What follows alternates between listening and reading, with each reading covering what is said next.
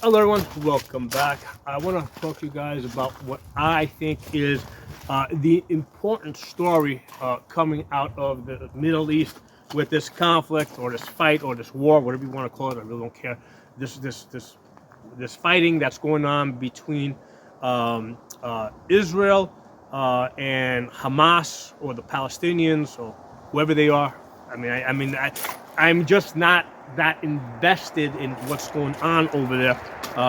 But the important story that I am following, that matters to me, that I think is a really important lesson, is that Israel, okay, has very strict gun control, and the people were pretty much defenseless because of that gun control when people came over their border to attack them. Okay, now, however you might think that this thing has developed, regardless whose fault you think it is, I mean, it's sort of undeniable that people came across Israel's border, okay, to attack civilians and kill them. And the Hamas people have basically taken videos on their own cell phones of them murdering, mutilating, decapitating babies, killing old people. I've heard the terrible story. They gutted a pregnant woman. So they're doing those kind of things, okay? And again, it's being recorded. They're recording it themselves on their own cell phones, okay? Now, again, I don't care so much how it got to this point, but the point is that people came across the border, okay, that were trained militarily. So basically, even though they were out of uniform, they were acting on behalf of a military organization. So these were basically military people. Okay, it doesn't, we can argue to what level of military they are, but they were part of an organization, Hamas. They were working on their behalf. They had trained for this. So these were military or militia type people that came over the border and attacked innocent civilians, or civilians that were not involved in a combat or in a conflict with those. And for that, they are very much at fault. Okay, they want to come across the border and attack government installations, Israeli government installations, or Israeli government soldiers. Have at it. I mean, it's not my business if two governments want to fight each other. But these people came across the border to attack civilians, unarmed civilians, incapable of defending themselves. And part of the blame there, okay, is on the Israeli government. Why were they unarmed? Okay.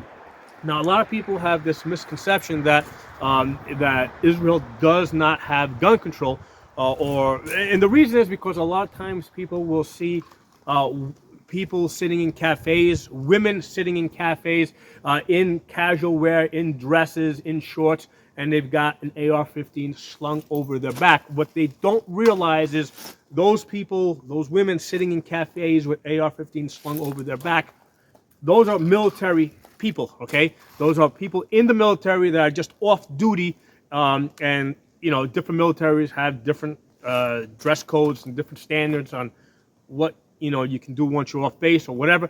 So within their rules, okay, they are off base. They're still armed, so I guess they're not really off duty. They're on duty. But the point is that those are military people that you see, that you'll see in these different cafes throughout Israel that seem to be in casual clothes but have guns slung over their backs. Okay. Now, I myself have personally talked to people that are I have actually talked to people that are in the Israeli military, and this is over the course of some 15 or so years that I've been a gun instructor. This is at the gun range, people coming in, and I've talked to people on both sides. I've had Egyptians, I've had Saudis, I've had Israelis, I've had Chinese. At different gun ranges that I've supervised, people will come in from all over the world. Usually they'll come in with a family member or something along those lines. So they'll come in. I'll get into a conversation with them. I'll pick their brains, and I think within the last couple of years, I actually had somebody that was from Israeli military intelligence. Okay, and I don't know what level he was at, but I picked his brains a little bit. And I also had people, somebody that was not part of the military, not police, but he was like on a patrol, part of like a patrol group in one of these, like, like on the frontier, basically, right? And he told me stories, and people would basically come over the border and take pot shots at them and stuff like that, but nothing on the scale of what recently happened. But I mean, I was hearing about this stuff like 2 years ago. They were, from what he told me, they were intentionally targeting people that were as part of this patrol, right? But shooting them from like way out of range. What he described to me was more harassment. But anyway, not important. But the point is that in both of these cases, in all these cases, I've spoken to people that are involved with either Israeli military or people that are involved with the patrol forces, in their frontier. They have told me that it is very difficult for the regular civilians out there to get guns, to get ammunition. And in fact, like, part of the reason, because this guy was visiting the United States from Israel, and he brought his kids to a gun range that I happen to be supervising, with a family member of his rather brought him there, and he wanted his kids to get some gun training. Okay, and the reason why, why didn't he just do it back home? The reason for this is because even though he had guns, he said he could get all the ammunition that he wanted to because it was part of this patrol thing. But his concern was, that he explained to me, is that he thought that, hey, if he took his kids out into the desert and trained them, right, then his kids said something, back at school to the other kids, that could get him in trouble, right? So that's what his concern was, because it was okay for him to have guns and ammunition, but nobody else. So from what he explained to me, the Israeli government is very concerned about civilians getting guns and ammunition. And the concern, okay, centers around that, hey, if the civilians have guns and ammunition, it might somehow get into the hands of Hamas and all these other, terrorist groups or enemies of them or whatever you want to call them. That was their concern. Well, surprise, surprise, those groups have access to all the guns and ammo they want, okay? So Israeli gun control did not stop Hamas or their enemies from getting guns. The only people that Israeli gun control stopped was its own citizens from being able to defend themselves. And that is the important part of all this, okay? That part right there, that Israeli gun control only stopped its own citizens from being able to protect themselves. Their enemies, right, the people that would come in and came in and killed all these civilians, they had access to all the guns and ammunition they wanted. So what did gun control do? It did one and only one thing. It stopped the Israeli civilians from being able to defend themselves. Okay, and that is like the important part, right? Forget about all the other stuff, because we do not have enough information. We're not given enough information to be able to really know what's going on, which government's at fault. I've done other videos on this.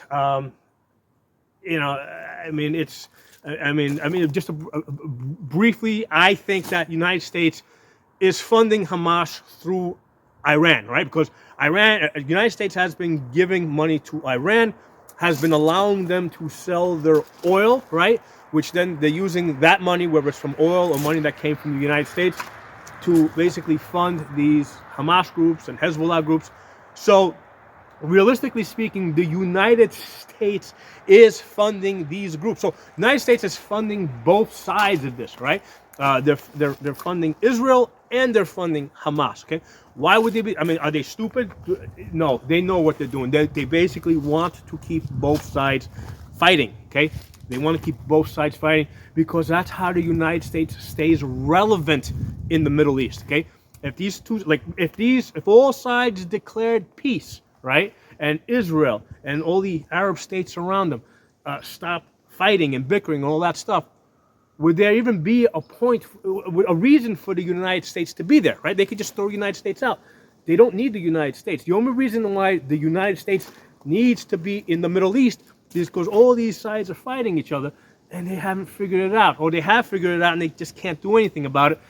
because they're all stuck getting money from the United States so they can fight each other. Okay, so anyway, that's not the important part. Okay, the important part here is that regardless of how it got there, right? Regardless who funded these people, bad people showed up to kill civilians, and civilians in Israel were not able to defend themselves because of government gun control, right? And the government said that, hey, the reason why we're doing this gun control is so that those people over there that want to kill you can't kill you. And what happened? Those people got the guns and came over here and killed the easily, the unarmed, easy victims. Okay, so that is the important part of this whole story.